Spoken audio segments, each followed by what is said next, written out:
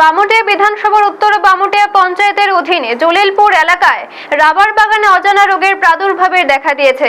Rubber গাছের পাতা লাল হয়ে যাওয়ার পর ধীরে ধীরে গাছ শুকিয়ে মারা যাচ্ছে বলে জানিয়েছেন স্থানীয় রাবার চাষিরা।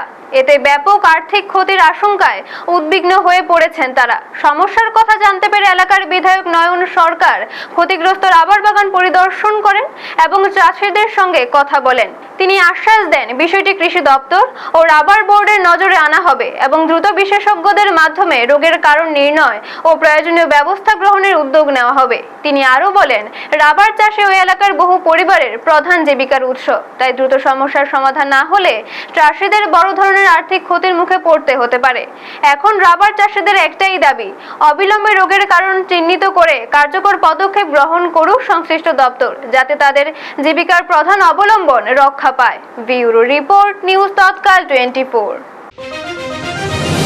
তারা জানাইলো যে এখানে রাবার বাগানের কিছু গাছ পাতা লাল হয়ে যেতেছে, তো পাতা লাল হওয়ার পর গাছগুলা মারা যায়। তো এরকম একটা রোগ আইছে। তো আমি নিজে আইলাম, তার সাথে কথা বললাম, দেখা করলাম এবং বাগানে আইলাম। অনেকেরই বাগানই আছে এরকম, নাম করলে শেষ হইতো না।